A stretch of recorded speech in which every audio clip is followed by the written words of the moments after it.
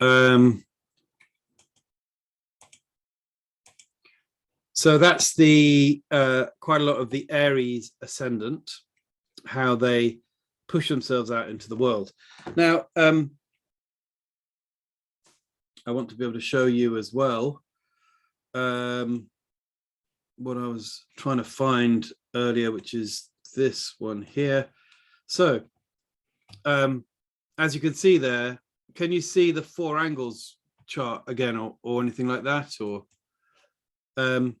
it's the ascendant is the rising sign and the first house cusp. It's physical appearance, the outer personality, spontaneous approach to one's surroundings, self-projection, and self-image. So this is all very important for, people's style. It's kind of linked. It's to a certain extent is linked to the ascendant, because they'll have a way of dressing. They'll have a favorite colors, for example, or particular ways of doing things. And so this is all important with respect to that. Let's move on to the Taurus ascendant. So can you see the chart at the moment? Yes. So I've clicked it forward. Here we have the Taurus ascendant is the Scorpio descendant. Okay, so that's that axis. So Taurus ascendants are the sort of people who are firm and resolute, and they don't really like to change very much. They're quite they receive things, they preserve things, and they enjoy things. So a Taurus ascendant is someone who really likes to maybe snacks a lot. They like to eat a lot of food. Natural for Taurus ascendants to do that. Or just to have a lot of luxuries in life. They really consider luxuries to be very important. So the sofa's got to sit right. They've got to sit right in that sofa, and they've got to have all their favorite snacks in the fridge, and so on and so on and so on. And then life's all right. So in a way, their attitude towards marriage and partnership is about offering faithfulness. If you stick with me, I'll never go. Is a kind of faithful Taurus ascendant. So their stability, and they are willing to commit to relationships at quite a young age. There is frequent power struggles with a Taurus, because that descendant's in Scorpio. And so they need to have a strong partner. Okay, so a Taurus ascendant needs to have someone who's pretty powerful themselves. And so that who knows what, that power, that partner needs to know what the Taurus wants, and is willing to engage in those moments where there's a stuck in the mud kind of situation, where neither side are moving to make any changes, because Taurus ascendant does not like to change. And that actually is the kind of fuel that makes the relationship quite exciting, is the kind of pressure that builds up, and it's kind of like a thing that feeds the relationship to a certain extent. And because Taurus is so fixed, so their sort of feeling towards life is, if things would just stay the way they are. That's the sort of thing you'll hear a Taurus say, right? I mean, why do we have to make any changes? Oh, we don't have to, just why not keep it as it is? And they tend to be very good natured, and they're quite nice people to have around, actually, because they tend to be very friendly, because their ruling planet is Venus. Okay, so Venus is so the Venus is strong, in a Taurus ascendant's chart, whereas an Aries ascendant, the sign before, is a Mars ruling planet. Okay, they're going to be like, hot, steamy, quite intense, driven, push, even aggressive. Yeah, whereas a Taurus ascendant is like, so you've got a nice swimming pool here. Yes, I think I might come and stay the weekend. It's a kind of Taurus ascendant, they're the sort of people who are going to be like, oh, you got some nice things here. Yeah, we can, have a good time. And, oh, yeah, so, I want to add this to the shopping bill this week. And, because then I can do some nice cooking, or that sort of thing. They tend to stick with what they like. And they, if they had an appearance, it would be the Taurus ascendant tends to be quite large eyes, and they have quite a sensual mouth, quite thick lips, Taurus, sometimes a very thick neck, because that's, of course, is the bull. And so you can sometimes see that very, is kind of the head with the neck that's really, very kind of present. And so that tends to be, they might be quite rounded with their shoulders as well. But these are things that come gradually over time. You'll see as, you'll start to tune in to that kind of, that sort of character effect. You'll see it in people. And half the key to understanding who, is how they approach life, and that Taurus person would be slow and steady, and whereas the Aries person would be fast and quick. A Gemini person would be light and breezy, okay, which is the next sign we're going to talk about, because this is so it's a fire ascendant, an earth ascendant, and then we get to the air ascendant of Gemini. And they're the sort of people who are going to say, I want to know all about it. What haven't you told me yet? Is a kind of like maybe like a Gemini ascendant. And or they also the sort of people who might go, I know everything, I absolutely know it, of course I understand it all, and then they'll chitter and chatter about stuff, and they will have quite an interesting surface level knowledge of a lot of things. So they make good writers and journalists, and they're great at parties. A Gemini ascendant, you can't go wrong, because you're just going to have great conversation. It'll sparkle a lot. There'll be a lot of wittiness, but it won't be deep conversation. It's not going to, they don't do philosophy. They don't do, they talk about maybe newspaper headlines and celebrities and things like that. And you won't get them going deep into stuff, because they just want to stay surface. I liken a Gemini ascendant or a Gemini person very much like the water boatman on a pond, which is the surface tension floating on top.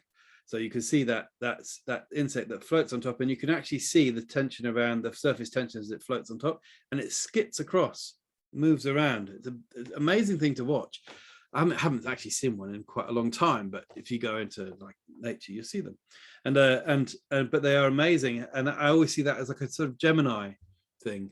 It's that sort of very quick, quite happy sort of approach to life. So yeah, they when it comes to partnerships, they want to be liberated by a partnership. They like the idea of freedom together. We'll be free to do this together. We can do all this and we can do all that. Quite a lot of the shared experiences. But this is the Sagittarius opposite Descendant, you see. So the Gemini would be like, I want to do this, and you can give me the freedom or the liberation to do that. Would be a kind of approach, because Sagittarius is all about its freedom, So there's a kind of and it's very communicative on that, at that level of what should we do today, kind of stuff. And they are also very independent though in life. They like their independence. Ultimately, they could always stand alone and be that kind of person who shows plenty of curiosity and interest in all the sort of variety of contacts that they come across. Always friends to everybody, pretty much, a Gemini ascendant, and up for a laugh. They tend to be quite slender people who are, their looks are quite slender, delicately balanced, delicate sort of bone structure, quite. You see it in the Gemini's eyes. They have a sparkle. They really do. Gemini has very bright eyes, so they often, and they're very observant with their visual. They don't miss a trick. So that you'll see a Gemini because they'll just catch with they'll see it. They'll be like, oh yeah, So they're always very quick, and they have a certain sparkle to their eyes that makes them it's the mercurial quality. They tend to have quite a wide forehead, maybe quite not necessarily a big nose, quite a small nose for Gemini, and maybe quite a narrow face as well. But all these you know, you have to kind of look at the chart and then see, and the more charts you do, the more you'll see that in people is the physical appearance. So that's how it kind of works, really. You know, if you can line up a 5 or 6 Gemini ascendants in a row, you'll start to see, you know, and same with all these ascendants. If you can line people up, then you can go, oh my God, I see it, you know, but that's kind of how that works, really. And then we get to the crab, or the Cancerian ascendant, and so this is the first water sign ascendant, and they're opposing their opposite. What they require is a Capricornian, an earthy, practical, ambitious, because Cancerian ascendants are very sensitive and would actually possibly be quite happy. They like to help, you know, very willing, very sympathetic. They like to help people. Oh, I think you need some, you know, how can I help you, type of stuff. And they'll take a roundabout route to things. They don't take a straight path. Like the crab that scuttles sideways on the beach, they'll also do the same, but not, you know, but in a roundabout kind of way. They'll get there, but it takes a different path.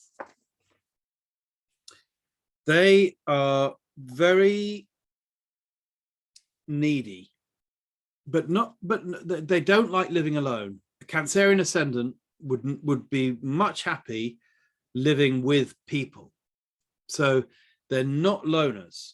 They need to have a sort of reflective, homely, family-based kind of situation. They are very willing to commit to relationships and even hungry to do so. You know, they really want to be relating. And so they tend to be searching for security, for lasting protection. They tend to be very serious. They want to exit if they need it. So they will, like a crab in a shell, they would need to get out if they need to. That's the Cancerian ascendant would be often wanting to get away. But you know, when they find their right person, they want to keep it going as long as possible. But they also do, when they find the person and they've got that, and they're relating and they're sharing their feelings and everything, then they want to explore the world, because then they feel protected. So that's when the Cancerian comes out of its shell, when it's got the partner to share the life with. When they've not got a partner to share their life with, they're quite the loner. Okay, so they can be quite sort of like very super sensitive, but when they find the person, then they feel their strength comes across, and they become far more exploratory and pretty much up for anything. And so the appearance of a Cancerian ascendant, often they can have quite pale skin. They have quite a dreamy glance. They have quite a round body forms. So they can have quite a round face, almost like a moon face sometimes. And quite timid, possibly a little bit startled. You know, that sort of startled look, oh, you know, kind of thing. They can be a bit like that. That's a sort of, yeah, Cancerian ascendant. They look for that Capricorn, ambitious and enterprising person to pair up with. They really want, they do well with like someone in business, or someone who is into like a authoritative position. that works well for Cancer ascendants. They really like those sort of people, because there's a form of stability there. It's a little bit like Taurus, actually, the sense of the stability, because it's Earth, Taurus earth sign, Cancer water sign. Earth and water are receptive, so they take stuff in. Fire and air signs are outgoing, so it's always someone who's going to be like outwards, out into the world. I go outwards, this way, out that way. I'm always pointing and moving forwards or upwards, which is fire and air. Water and earth people are going to be going downwards, bringing it in, receptivity, and that's a hugely important sort of factor, really. And so that's some more on the ascendants there, and then we have the so we can go through these. I'll just go through a couple more of them. I suppose I could go all the way around, but we must talk to you about the midheaven and the IC as well. But but maybe we might save that for another lesson, in fact. So I will carry on going through these, but the next lesson will be the midheaven and the IC, which is another pair of angles, of course. And as you see, they move also as the ascendant descendant moves, so these midheavens and IC move. Have I given a good enough explanation so far? Do you feel that I've covered some of the basis here? Are you understanding the importance of the ascendant descendant as the axis of not only individuality but also of relationship? Yeah, does that make sense to you? Have I made that quite clear? Yeah, I was also just wondering how important that where your sun is and the ascendant, because obviously they both are important. Yes. But is one more important than the other or not? Are they quite equal? Well, in astrology, we call it the big three. Yeah. Yeah. That is the sun, the moon, and the ascendant. So you can go into those. Absolutely. You can go into the chart using any of those. Okay. So, and in fact, a really good detailed sun description will keep anybody satisfied, right? As in, if you get into the position of the sun, right? And so you say, okay, so I can see that it's in that sign and it's in that house and it's got aspects to those planets. And then you start talking about that. You can really give people, they can be like, yeah. And they'll get it and get it and get it and get it, and they kind of can be like, that was really interesting because you really did describe me very well, kind of stuff, right? The ascendant is really good for, well, of course, you've got to see the ruling planet, okay? And it's about the approach. So it's about the physical appearance. It's about, people will see, it's like, so let's start the reading off then, how's things go, you find some things to talk about, maybe, and see what's going on. And then it's how the transits are in the chart is very important with the ascendant. What's going on with what planets are doing to the ascendant. So that's. But yes, we're gonna do more interpretation soon. It's coming. The interpretation part is coming soon. At first, I've got to give you all the points of the charts. So I've got to show you everything, and then we can start putting it together. Okay, does that make sense, Steph? Yeah. Yeah. It does. Good. Okay. Yeah. So yeah.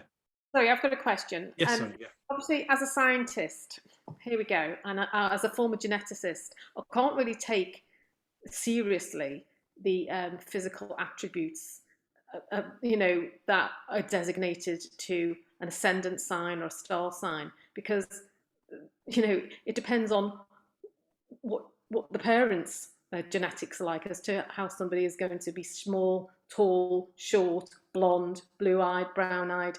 So, this is where it all sort of starts to collapse for me, because I can't take those sort of aspects of this seriously. Okay. Yeah. All right. So if I was to say to you, to explain that through, these four angles often point to very important points in the parents and in the grandparents' charts. So what happens is, in astrology, the midheaven and the IC are often called the parental axis. This is called the parental axis.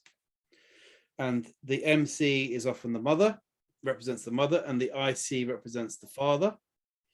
And the ascendant and the descendant represent the grandparents. Yeah, I totally get that. However, here's the thing, you know, in certain parts of the world, people are going to have a more propensity to dark skin, dark hair, etc., dark eyes, and genetically, whether they were born in Virgo or Cancer, Absolutely. or whatever it is, they're still going to have that. So these generalizations are just that. They are generalizations. Do you know what I mean? All right. Okay. And so yes, astrology is also the art of perception. You know, so what you're seeing there is you see a quality in someone. Okay, and I absolutely 100% agree and understand that. Yes, according to someone's race and gender and all sorts of things, people are going to have sort of, you know, distinctly set patterns, if you like. You know, being born in a certain country or a certain place, or, you know, is going to have these sort of situations. But with the astrology, you're kind of just looking at this sense of, in a way, with astrology, we're talking to the soul of the person. Okay, so it's the sense of it. Even though I talk about physical appearances, it's also talking to the within of the person. Yeah, it's about recognizing the within to them, not necessarily the external as well. There is something that can be seen, and you will see that in charts. Okay, in fact, what I'm going to do is I'm going to show you some charts now, and we're going to look at a few charts just to give you an idea of what I mean. Okay, and so that you can get a better, I've got a selection of people with Aries ascendants, I've got a selection of people with Taurus ascendants, and some Gemini and some Cancer ascendants. So I'm just going to show you some of those. They're all famous people, and they're accurate charts. I know that these are, you know, the spot on ascendants type stuff. The time of birth is correct, and that will give you an idea a little bit about these people, to give you a better understanding of what I'm talking about when I talk about this outward appearance, because it's kind of like a sort of glow of the soul as well. There's an energetic field, you know, like a sort of magnetic field around the person, if you like, or maybe within their subtle body. This is where astrology is an outside art compared to science. And science had to be science in order to create the results that it's created, our modern world. Very important.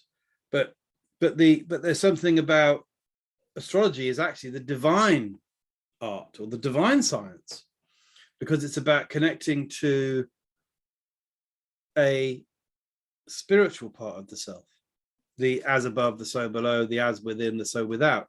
So the idea that we are the soul embodied, and the time and place of the birth represents how that soul expresses itself through its physical vehicle.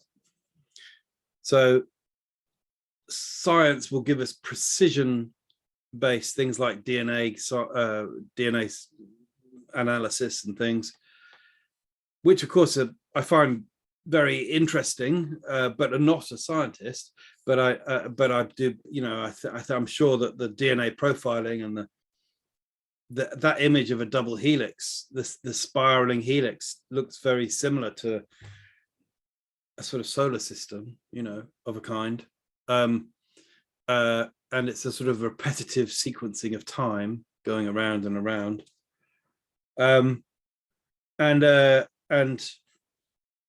Yeah.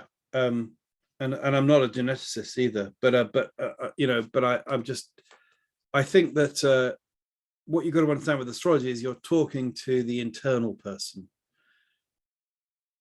Maybe we call it external appearances, but it's also it's how the soul expresses itself outwards once it's in the physical body. So that's what I'd say about that. And it's not, as I said, I'm not going to argue, I can't do a science argument or a debate.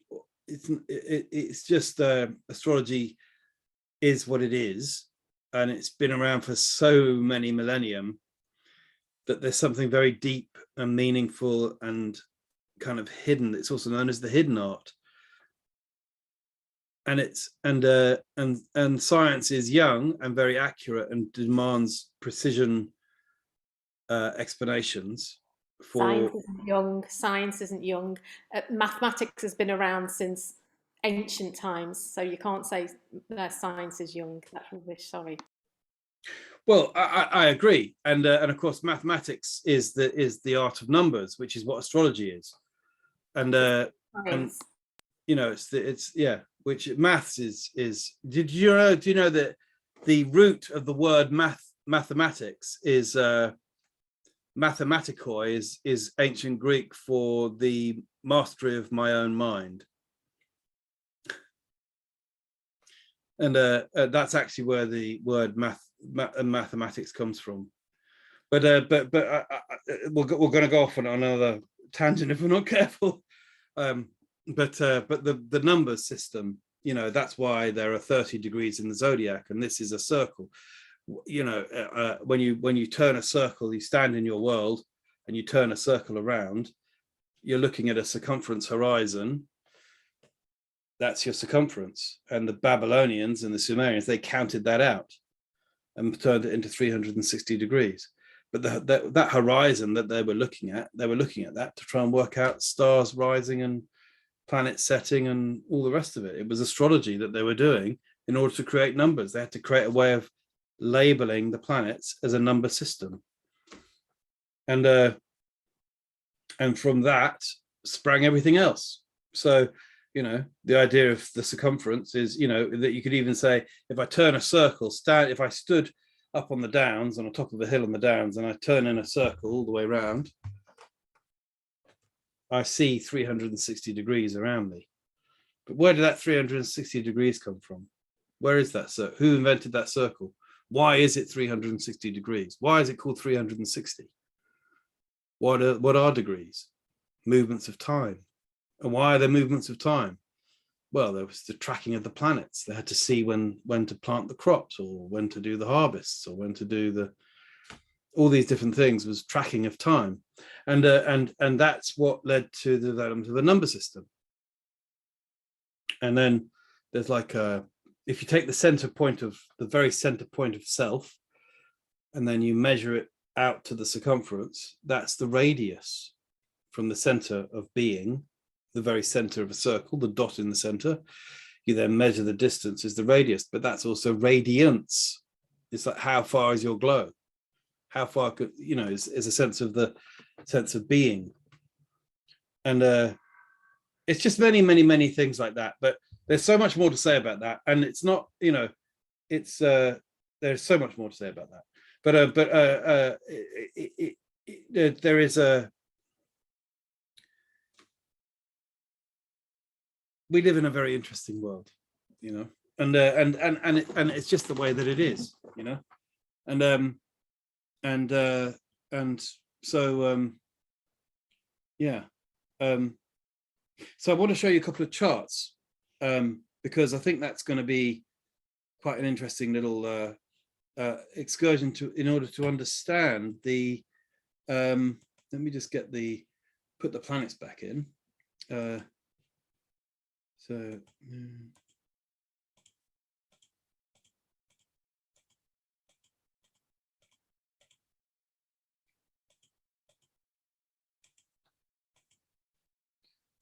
Okay, so the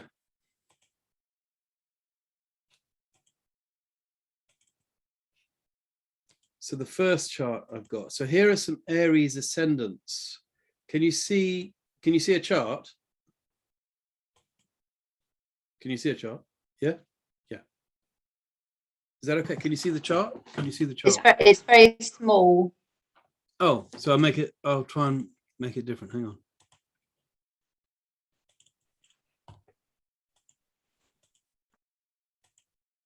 Can you see the chart now?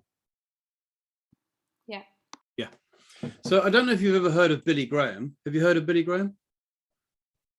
So he was a kind of fire and brimstone preacher in the 20th century. He has an Aries ascendant.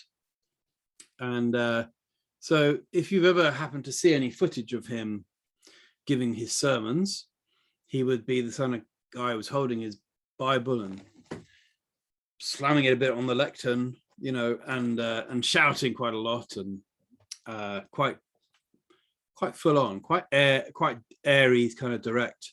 Had his flock, you know, like a sort of ram might have a flock, and his ruling planet, therefore, is Aries' ruling planet is Mars. And so where's the Mars in his chart? It's in Sagittarius in the 9th house. And of course, Sagittarius is the sign of faith and belief. The 9th house is the house of faith and belief. And he also had it with the moon there. So that's the moon's the people. So he was able to direct the people with fervor and energy. And, you know, he was very full on character. And I'd like you to keep in mind how he looked. I don't know if you can recall what he looked like at all, but there's quite an Aries quality about him, and it may be just a vague image that you have of him. But I now want you to think of another Aries ascendant, Richard Burton, the actor, right? And if you really have a think about it, if you put Richard Burton side by side with Billy Graham, you might actually see a little bit of the same quality coming through in their expressions or personality. Richard Burton was very different, of course. He was a Scorpio, essentially, but his ruling planet was not in Sagittarius. His ruling planet was in Libra in the 7th house. So his Mars was in Libra in the 7th. The 7th house is about marriage and partnerships. And Libra wants peace and harmony and a beautiful marriage. But so when he was, and he was famous for marrying Elizabeth Taylor. I think it was either 2 or 3 times. I can't remember quite what it was, but I think they got married like 3 times. It was twice, was it? Thank you, Sonia. And but it was infamous. He was famous, or they were famous for that, you know. And that was his ruling planet there, Mars, in the sign of relationships in the 7th. So but have a little think there, because what I'm trying to show you there is this similarity. Now, in astrology, there's many layers of interpreting a chart. Okay, there's a system called the decans, also known as the faces, and I'm probably going way off on too much of an advanced tangent for you at this point, but I just want to say it is every zodiac sign is split into 10 degrees, and they are called in ancient Egyptian thing called the decans, also known as the faces. And this is very much used in astrological magic, and it's about the sort of person that you might meet or come across as you walk through life, as the world approaches you, if you like, moving through the world.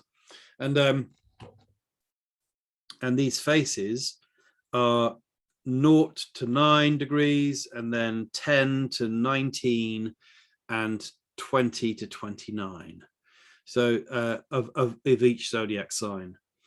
And when you have an ascendant that falls in one of the 10 degree portions, you'll see quite similar. And I know from the scientist point of view, but you will see a kind of, that's why I put together then a bit of Richard Burton and a bit of Billy Graham to try and show you that, because Billy Graham had his ascendant at 4 degrees of Aries, and Richard Burton has his at 1. And so there's a little bit of they're quite thing, but it's soul stuff I'm talking about here, not necessarily, you sort of see it in the person. So it's kind of seeing. Astrology is like I remember how I talked about way at the beginning, we talked about supernatural sight. Supernatural. So it's nature with a superior to nature, or superior, because you're lifting up like a palette of vision. You're going higher into another a level of awareness or perception with astrology, and that's why it's so amazing, you know, because it can't be defined in this particular it can't be, you know, science loves to put it apart, loves to but because it can find so many little bits and that it doesn't correlate, because it is the great mystery. It's the great mystery. And so there we go. And you know, so here's Joan Rivers, okay, the comedienne. I mean, you know, just a classic, absolute classic. Aries ascendant, you know, very direct, right? I mean, really so full on, right? But that's an Aries ascendant for you. Totally rules the roost. When she gets on stage or in front of the cameras, it's just like she shouts her way across to get noticed. You know, she's, but of course, everyone, but she was also extremely offensive because her Mars, her ruling planet, Aries, her ruling planet of her chart, Aries ascendant, Mars is the ruler. It was in Virgo with Jupiter. And of course, Virgo is the critic. Virgo overanalyzes and gets very critical about things. So Mars, her ruling planet, so there she goes, she'd approach, she'd shout her way, you know, onto the front of the stage, get everyone's attention. She's great at that, born natural, but also funny because every joke was just brilliant. But she was quite critical of others as well, because that Mars, she was using that Mars and so she would pick people apart with the Jupiter there as well. You know, people would be quite offended by Joan Rivers. She knew how to really, you know, rub people's backs the wrong way. She was very, very full on. You know, she was a very full on artiste and a comedian, but brilliant. But also that Mars in Virgo was, you know, made her have a lot of people who just couldn't handle her. Really, you know, found her far too strong. Hunter S. Thompson, you may have heard of, the gonzo journalist. He had an Aries ascendant as well. And in fact, actually, if you took his sunglasses off him and you put him with Billy Graham and Richard Burton, you'd see a little bit of that quality of that first face of Aries. And he has Mars in Scorpio in the 8th. And of course, he had well, he lived life on the edge. He was the one who had the quote that life is not, something on the lines of, life is not about getting old, but you're meant to kind of you know, accelerate full speed into the grave, saying I had a great time, kind of stuff, something like that. It was, he made a very funny quote about it.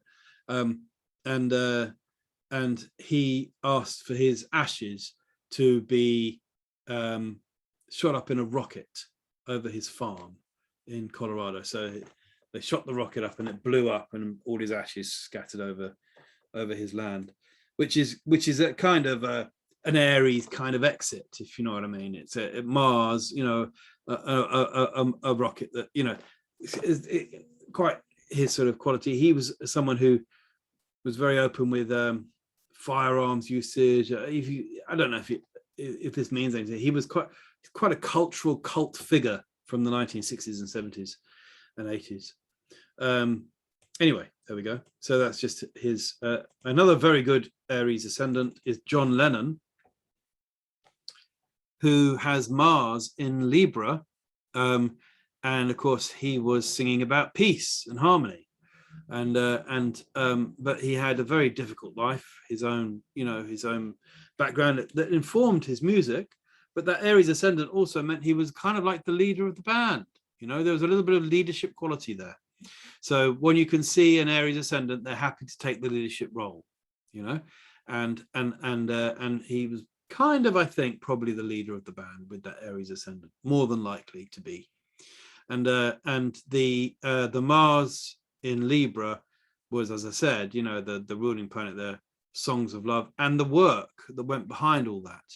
So it was, you know, touring band. They were a non-stop touring band for about, you know, from their start to up until about 1965, always touring.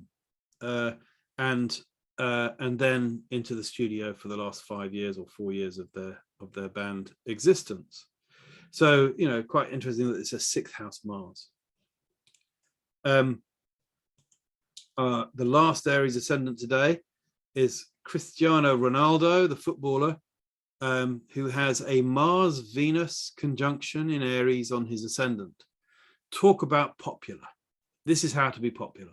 This is how to be one of the world's most popular footballers, because with Mars in Aries, then he's got he's a footballer, which is competitive sport, which is very Mars in its own sign, pretty much on his ascendant. And then Venus is the popularity of that. So he is the total kind of classic pinup figure, and everybody wants to be knowing him or around him. It's that Venus so close to all this combination here. Not only is he a footballer, but he's world famous because of that kind of strength of the Venus there. You could even add in that squares to Neptune up here. So the ascendant's at 5 Aries, the square to Neptune at 2, you know, with Venus, Neptune as well, and Mars, Neptune. You know, this is someone who is a sort of a mystical, legendary figure. Okay, and so there's a, you know, that's that kind of how that Neptune is on the midheaven as well. So this is clearly what got him to a majorly massive sort of in the collective mind. You know, he's a really big character. So very interesting that you know, to see that combinations there. And then we have quite the opposite, Charles Manson. This is now moving across to Taurus ascendant. So the Taurus ascendant is that sort of resolute, stable, and moving, fixed. And look what he's got here. Venus, his ruling planet, is in the 7th in Scorpio, where Venus is in its detriment, with Jupiter, with the Sun, Mercury very close to them as well. So here's a stellium of planets. When you have a lot of planets together in one sign, it's a stellium. This would about him being hypnotically attracting followers, or, you know, and he'd telling them what to do. There was power struggles with that, but it led to some horrific, beastly stuff that went on around in the very late 60s in California. And he then was convicted of running a cult and sentenced to life, which in a way is a Taurus ascendant, because once he was there, he wasn't moved. That was it, right? So it was almost like he was fixed, you know, his whole destiny got fixed. And not that I'm saying that, you know, I'm just giving kind of an example there of like how Taurus ascendant can be, you know, like that sense of, well, that's what you've done, Charles Manson, that's what you've done. Therefore, you're going to be, you know, in prison for life, and you're in one place, and that was it. You know, it's like a kind of the Taurus fixity, you know, and also the fixity of all those planets in Scorpio as well. So barking mad, you know, but very hypnotic, and able to draw people in with his hypnotic gaze, how he would look at people and he'd penetrate them, you know, get right into their heads, and, you know, but power struggles. He had the little swastika on his head, you know, a very strange character, but very, you know, very intense with all those planets in Scorpio, including the Venus ascendant. And then we get another Taurus ascendant here, but another really good example of how to get popular and how to get everybody saying yes is George Lucas's chart of the creator of Star Wars, who has Venus. So he's got his ascendant in Taurus and Venus in Taurus, on pretty much very close to the ascendant there. So when you get Venus very close to the ascendant, or on the ascendant, or in the first house, then it's the person who always has people saying yes, because they like them. Oh, he's a nice guy. Yes, you can do that, George. Yes, George, you can have all the funding for your first movie, your cowboy space movie. Yeah, why not? And yeah, of course. And yes, and oh, what a brilliant film. Oh, that's going to be brilliant, isn't it? It's a sort of what I'm trying to say there is that idea of productivity. Okay, so he approached with, I think I've got a great idea. I've got this great idea. It's about this, about that, and he ended up turning it into a whole world. He's created this whole world out of initial set of ideas, and he's multi-fortune as a result of that, and that's a Venus, his ruling planet on the ascendant or very close to the ascendant. It's just like he's had a gifted and lucky life. He just had to be in the right place at the right time. And so Venus in the ascendant is popularity, often shows, as a quite a nice way of and because it's tucked into the 12th house, it kind of tunes into the collective. That is to say, the 12th house being everything, the whole world, if you like, and the first house being the individual. So the ascendant being that turning point where you go from having been across through all the houses, you then enter the 12th house, which is kind of a collective dreaming, the unconscious dreaming, if you like. Then you cross that ascendant, and that's that turning point where you then become the individual. Because that Venus was slightly tucked inside the 12th, then he was really speaking to the world's values. Everybody wanted a cowboy space movie with Star Wars. It was the first and the best.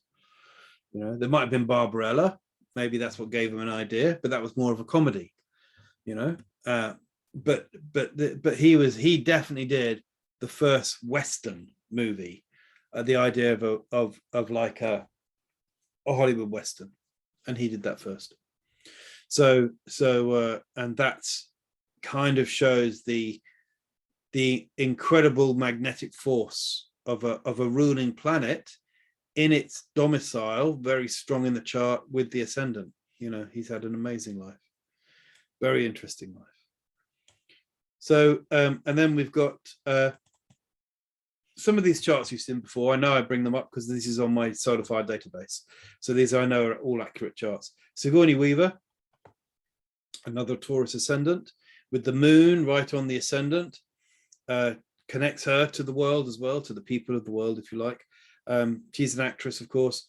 Her ruling planet is Venus, which is in Scorpio in the 7th. And that has got to be alien, because she has the facing off with the alien. She's several movies where it's her versus the alien, and they have an ongoing kind of like a battle. I think it's across a few of the movies. And the Scorpio there is literally the symbol that represents the alien, as it were. And there's the Venus in Scorpio in the 7th house.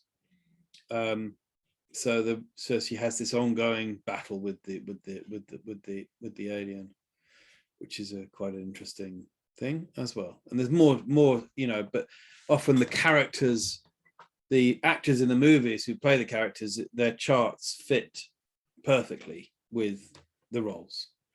In fact, I often think casting directors probably have quite an awareness of astrology sometimes, but that's just the way it goes. I'm pretty sure they do. Gary Barlow here is quite an interesting choice. I've chosen him because, yes, he's got the Venus ascendant, the Taurus ascendant again. So that's, stable, reliable, good old Gary. He take that going. Well done, Gary. Robbie Williams deserted them all. Oh my God, what a disaster that was in media. And they fought a big battle with the record company because his Taurus ascendant is Venus ruled, and Venus is in the 8th house in Sagittarius. And the 8th house is to do with money coming from others, or money going to others to a certain extent. And Sagittarius, Venus in Sag would have been, just sign here, sign that contract. And they did. And then he regretted it for decades because he couldn't get his money, because they signed it wrongly. They didn't think what they were doing.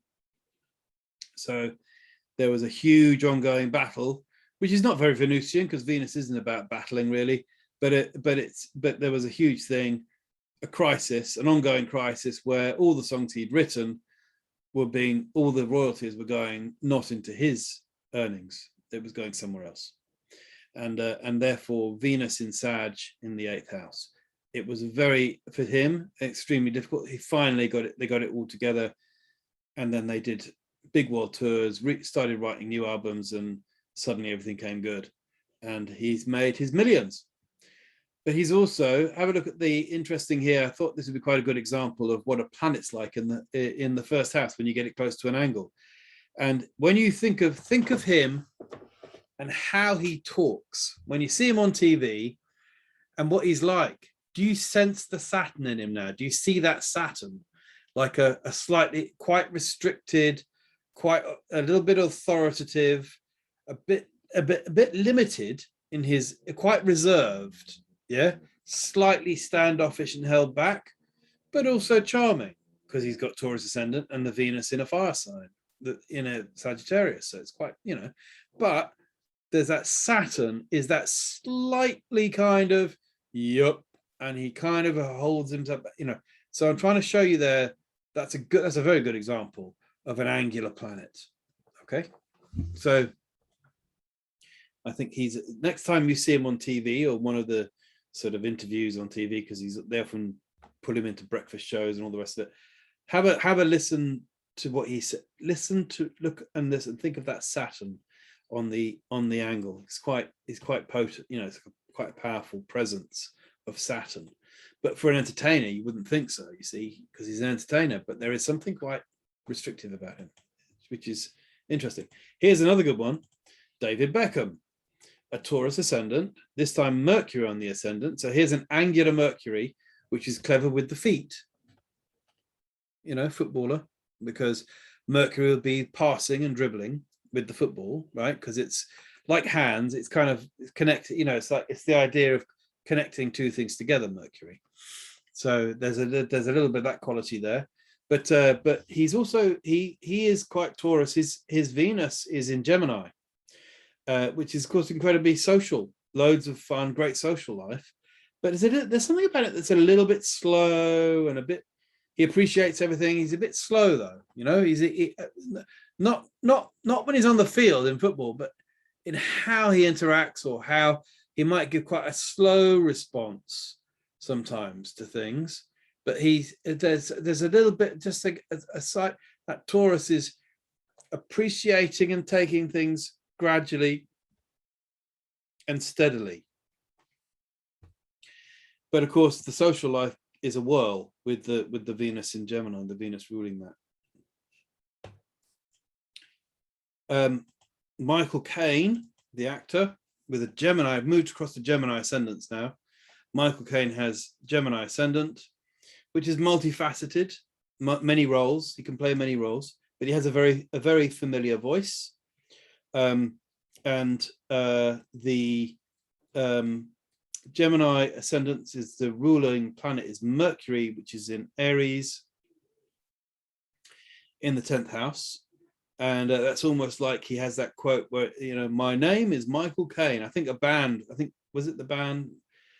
Well, I can't remember. Was it the ska band Madness who wrote a song called My Name is Michael Caine? I can't remember now, but I remember there was a pop song about him. But this is that Mercury in Aries. You see, he speaks quite directly to people, and it's part of his, very much part of his personality is how he speaks. And Gemini is the planet of communication. The sign of communication, and Mercury being the planet of communication.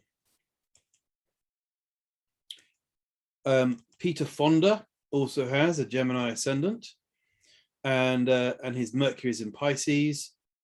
His big movie was Easy Rider, which was cross country, motorbike movie. Motorbikes are ruled by Gemini. a bit Marsy as well, actually, because it's a combustion engine, but it's the idea of, you know, motorcycles are quite mercurial, but the ninth house is very cross country anyway, you know, quite long distance traveling, and so Mercury in Pisces, and kind of like mystical, sort of like a rock and roll movie, quite dreamy sequences and various things like that. Very embodied the 60s very much, and his Gemini ascendant there. So he had quite a dreamy approach. If you watch a Peter Fonda movie, he's kind of slightly mystical as well. You know, have a look for that sort of slightly, almost like pensive, perceptive response to things. He receives the information before he gives it back out. So that's a quite interesting way of looking at that ruling planet being in a water sign. So it's an air ascendant, airy rising, but then there's quite a lot of feeling there as well in how he approaches things. Cliff Richard, born in India in 1940. He spent his first few years in India, and famous for that, really, I suppose. He has the Gemini ascendant, therefore always looking youthful, forever youthful. In fact, Gemini ascendants look very youthful. They're young, youthful type of people, and they have that sort of slightly sparkle approach to them. His Mercury, his ruling planet, is in the 5th house of creative expression in Scorpio, and well, yeah, well, I mean, you know, hidden stuff going on there, I do believe. But what can I say? I don't know. I'm not going to say anything much, but I would say Mercury and Scorpio in the 5th hides something about his expression, maybe. But anyway, that's interesting. But I'm not going to say anything because, you know, just but that's interesting. And he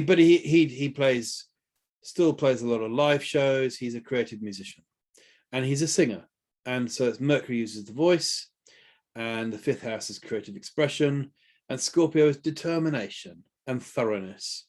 And he holds very strong and true to his religious roots.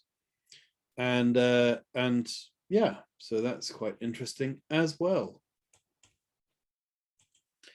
And then we have Tony Blair, another Gemini ascendant, who has Mars just tucked into the just behind the ascendant there. But of course, Mars on the ascendant is a fighter, you know, and you know, his biggest bugbear, the thing that keeps chasing him down, of course, is everyone saying it was him who started the war, you know, and that's a real issue for him, I'm sure. I wonder sometimes actually what it must be like to have a Mars in Gemini exact kind of on the ascendant, but just ever so slightly hidden there. I wonder whether he has a conscience or not about that. I find that kind of interesting because he's also got 2 planets in Aries, Mercury and Venus, and Aries doesn't think twice, doesn't regret.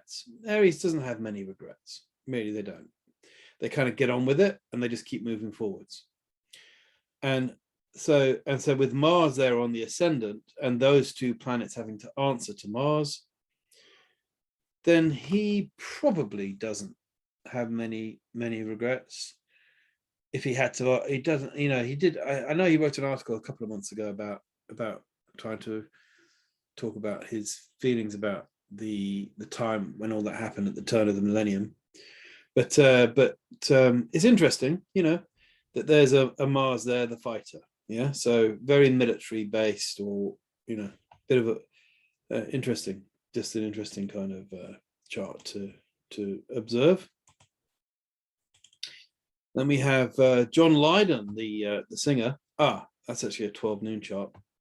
Actually, I'm not going to put that one up because I just realized it's a 12 noon chart, and I'm not sure if he has a Gemini ascendant. So, but Stephen King, we do have the chart for.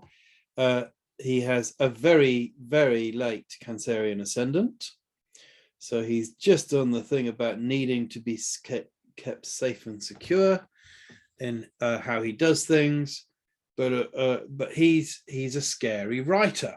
He creates very scary things and situations, and of course there's the Mars, but we're looking for the moon there really, because the moon rules the crab and his ascendant, so his ruler is the moon in Sagittarius in the 5th house.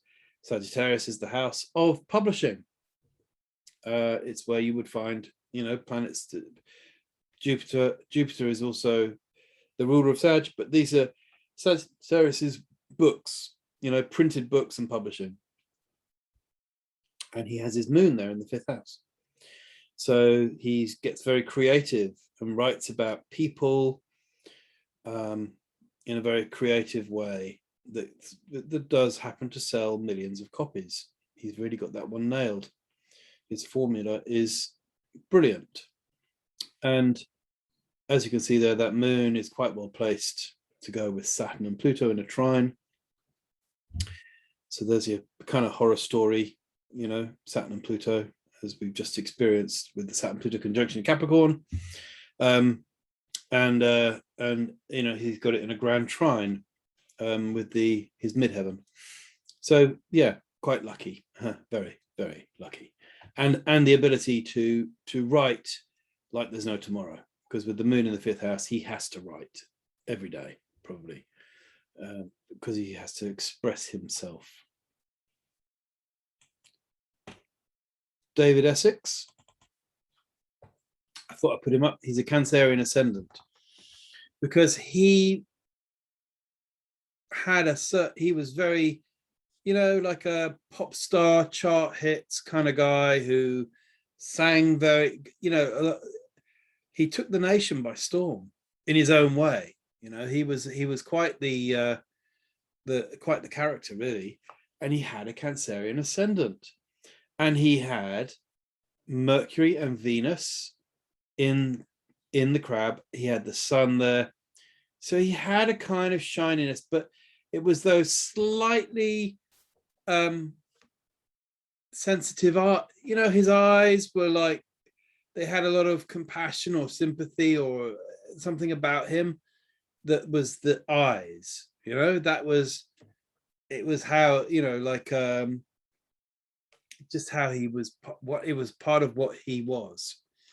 And so I put that chart up because, well, one, it's in my database, so I'm looking for Cancerian ascendants, and he comes up, and I have vague memories of him doing chart hits on Top of the Pops when I was like, when I was young, I was growing up, but I'm always remember he would always be in the charts. I thought, oh, I wonder why. And then I was thinking that, he had a sort of sympathetic approach. He was the kindly pop star who could sing in your front room, because of that Cancerian, the homely kind of, he sings nice songs. He used to sing Christmas songs as well. Was he? I don't know how many Christmas hits he did, but I think he probably had at least one or two. And so there's a little bit of that kind of slightly emotional, feely, sensitive, sympathy kind of Cancerian. Look at all those planets in Cancer, they are, Mercury, Venus, Ascendant, and the Sun right on the Ascendant as well. So he really shone as a character, so it's quite a good little pop star kind of collection there, that would indicate, someone who could really have a presence on the stage, for example. And the last chart for today, just for now anyway, is Kenneth Branagh, who is the actor who has a Cancerian ascendant as well. So Cancerians are also very linked to the past. They like old things in the past. And of course, he's a huge Shakespearean actor. I mean, that's how he really made all his fame and fortune, was from Shakespeare. So, and he's one of those sort of very good with Shakespearean stuff. In fact, I actually watched him in a BBC drama, and it was actually really good. It was about Shakespeare, and he played the role of Shakespeare, heavily in disguise. But you should watch it. I can't remember what it was called now, but it was recently on. It's on iPlayer. Oh, I just watched it a few weeks ago. I thought it was fab.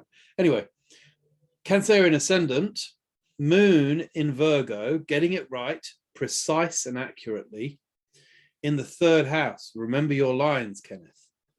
Remember your lines. Third house is the house of communication. So here is his moon in Pluto, Pluto, you know. I mean, talk about, I mean, this is someone who would be devastated if he forgot his lines. So he never forgets his lines, as it were, right? You know, he's an actor who really plays that part. And he's also very powerful defender of Shakespeare, you know. He's you know, just has that kind of quality about him that is and there's a sort of moon Pluto-y kind of thing. But just generally at the moment looking at the fact that his moon is his ascendant ruler, and it's moon in Virgo, it's precision, accuracy, you know, getting it right, perfection, and the third house is communications. So it's, you know, communicating, remembering the lines. And so yeah, so there's Kenneth Branagh as well. So to round up today, did you enjoy this lesson? Have you enjoyed the lesson today? Yes, thank you. Excellent, thank you. Sonia, okay? Yes, it was very interesting. Thank you, brilliant. And so so I think you know, we've looked at the ascendant, we've brought the descendant in. Now next week we're going to do the midheaven and the imam Kohli, or the nadir of the chart, and then we're going to start looking. There's two other very important angles that we must look at. They're called, but I'll get into that next week with you, you know.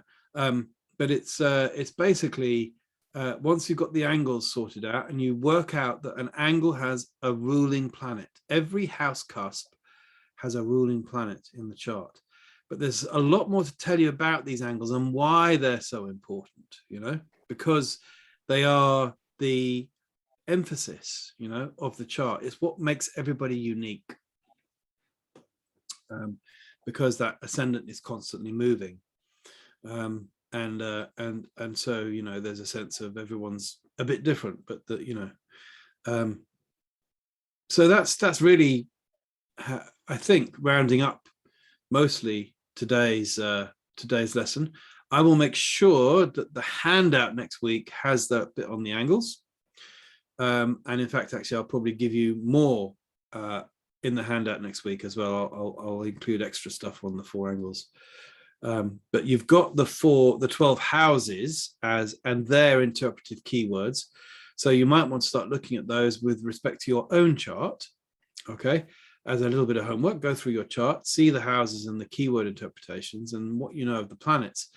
And in fact, it's a good time now to start looking at the idea of construction. What you're going to be doing is, you know, I've soon, at some point, I'm going to turn the lesson around a bit. I'm going to say, okay, I want you to now give me planet in sign in house, right?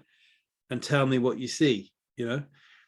This is going to be something that you're going to be doing with me, okay? So we're going to do that quite a lot, because I have to hand it over to you in order for you to gain the skills. So I'll be there to show you, to talk it, and we'll be looking at, again, we'll use celebrities' charts, anybody's charts you want to bring in, you know, our own charts, whatever, okay? But we'll be looking at this idea of starting to construct the official way of reading a chart. Once you've got the rules and you know how to do it, you can start to bring in your own style. But there is a sort of an official way of doing things. What I'm really excited about, of course, is things like metaphor. Andy got in touch with me, by the way, Sonia. Okay, so I might. So soon I'm going to talk to him again soon about how, you know, things like using metaphor within the context of the chart, things like that, and the other way around, bringing the chart to the metaphors of movement, things like that. There's a lot to talk about, but we'll see how that develops. But there's a sense of just getting these angles sorted out. Okay, always look to the ascendant, always look to the ruling planet, and next week we'll be looking more at the other angles, and then you'll be seeing that there's the 4 angles of the chart, each have a ruling planet, and if you look to those planets, you'll get really good insights into ways into the chart. And that is, I think, rounding it up quite nicely. Do you have any questions at this point? I just have a question. So I was thinking about it today, and I think it's probably more to do with transits. So jumping ahead, that was all. And it was just about moon phase and about, do you ever look at what moon phase you're born in? So whether you're born on nearer yes. form, yeah. So did you see that in the chart, or is then that more of a transit that you look at? Does that make sense? Yes. Or can you see it in a birth chart? Like when you're looking at a chart, can you see the moon phase or not? No. Yes, you can. Yes. You can. Yes. I'll just give you an example. Okay, I mean, I might very quickly. Yeah, okay. Let's just grab one of these charts. Okay. So back to Billy Graham, for example. All right. Can you see the chart on the screen? Yeah. Yeah. So the sun. Okay. So it's the position of the moon as it travels away from the sun. That's the lunar phase, because everything starts with a new moon, and then the moon will be moving away from the sun. Okay.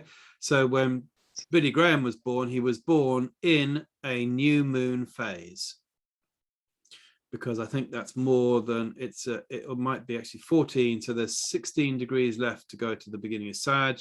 So it's 16 plus 28 is 38, 44. He is actually born at the crescent moon phase. Okay. Yeah, that's an exact crescent moon phase. So the moon phases are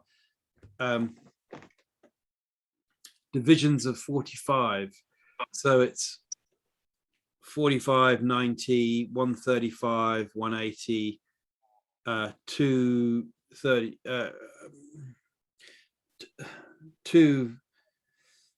225, 270, 315, 360. Yeah, that's the division. So it's basically the 8. It's an 8th harmonic thing. So you're looking at the divisions of 8, because there's 8 lunar phases in a month.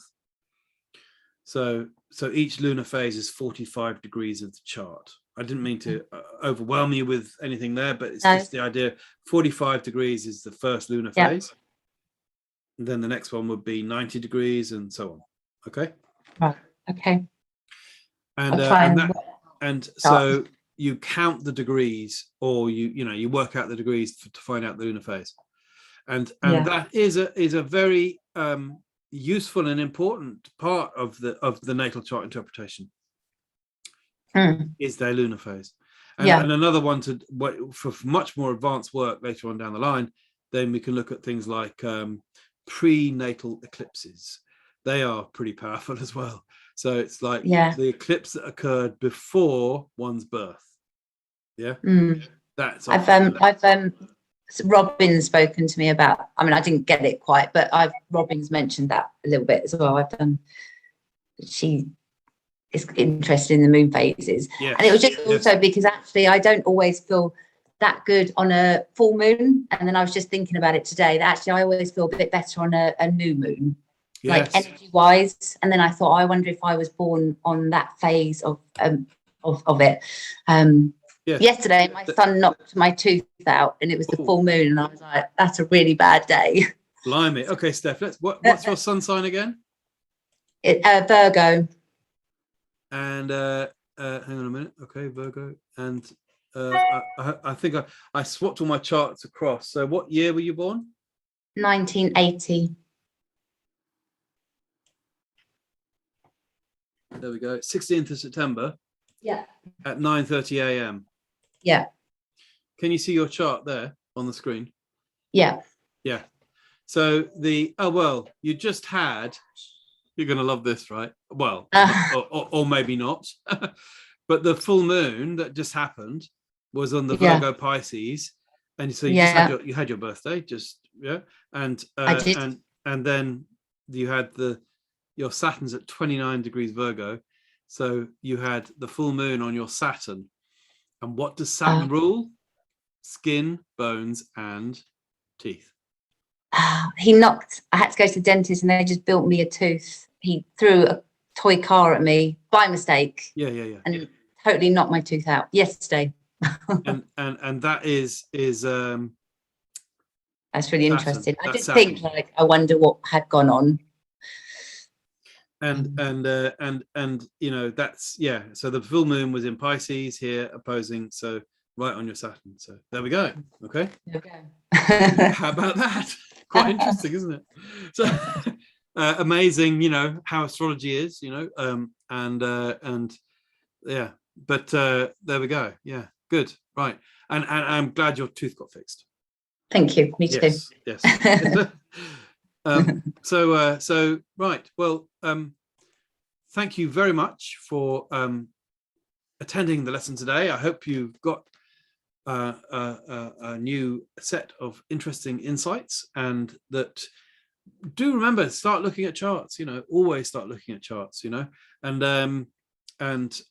look at your own charts, you know, with the handouts that you've been collecting, and think of planet in sign. When you've done planet in sign, then add house, you know. You can swap those around, so you can actually go planet in house with the added influences of the sign. You know, there's different ways of saying it, but you know, it's the general rule is planet in sign in house, and then that goes in aspect to planet in sign in house. So that's kind of how we do it. That is the learning method, and so I hope that is giving you enough insights for today. Yeah, and next week we'll be doing midheaven and the nadir. Okay. I've just got one question, Julian. Yes, Steph. Yes, Sonia. Sorry. Yeah. Ascendant is more the external. So would the descendant be more the internal part? Yes. Part of it, if you like. Can you see the chart on the screen? Yeah. Oh no, we stopped showing. But if you look at that graphic, yeah, and I'll talk more about it because there's quite a lot of areas to cover this. You know, we've got a lot each week. I'm going to enrich the meaning behind everything. But at the moment, the ascendant is the cusp that introduces the first 6 houses that go underneath the chart. That is to say, what can't be seen. The descendant is then the cusp, and then things can be seen above the chart for the other 6 houses. So that horizontal line indicates stuff that's underneath in the inner world of life, and then stuff that's above in the outer world of life or experienced outwardly. And in a way, it's like saying, I'm standing on the planet, I'm standing on a sphere, and I know that underneath me, there's a whole universe under there, you know, but where I am stood now, looking out into the world, I've got half a sky dome, right? If I stood on the top of the downs now, you know, take an example, standing on top of a hill, I look around, I can see half a sky dome. Yeah, it's 180 degrees. I know that there's another half sky dome underneath me, but I can't see that. So that's the difference between the ascendant and the descendant of the chart. Yeah, is that there's a point that's taking you to go to develop underneath in your inner world, and then a point where you have to go into the outer world around you, and that's how the chart kind of works like that. Okay. Yeah. Good. Excellent. Super. And so when you look at that handout tonight, the first 6 houses, yeah, are all, and look at the difference in how, look at the polarities between the 2 houses. So in that handout tonight for your homework, look at first house and then look at 7th, because the 7th, the first is opposite the 7th. Then look at the second house and look at the 8th and read them and see the difference. and then read the 3rd house and then the 9th house and read them as a difference. And you'll see that they're talking about the same things. But one is to do with the internal world and the other is to do with the external world. So the polarities across the chart are 1st, 7th, 2nd, 8th, 3rd, 9th, 4th, 10th, 5th, 11th, and 6th, 12th. Does that make sense? Yeah. Mm-hmm. That's your homework. Because you'll see that it's just a mirror, right? It's a reflection like that, you know? So the 1st house is actually like the 7th, and it's what people are looking for in things like partnership. So my perfect marriage partner, oh, they'd have to be like this and like that, you know, is the 7th. It's someone talking about their 1st house expected as their 7th. And then the same for the others as reflections. Yeah. Is that making sense? Mm-hmm. Good. All right. Well, it's been a pleasure to teach you tonight. Thank you very much for choosing me as your astrologer. I do hope that everything is gradually working itself together into a grand mystical whole, which is like a Big Bang kind of thing, because we're all looking to be the one, right? So I didn't mean to get too mystical there, but the idea is that we are the chart is also the one. We're pulling it apart into lots of little pieces, but ultimately it just says one thing, which is that person or that event. So there's the oneness in all, the one in all, you know, which is a little bit philosophical, but it's quite a nice way to think about things. So okay. I hope that was good, and I hope you enjoyed the lesson, and see you next week at 7 p.m. Thank you so much. Lovely. Thank you. See you soon. Bye. Bye-bye.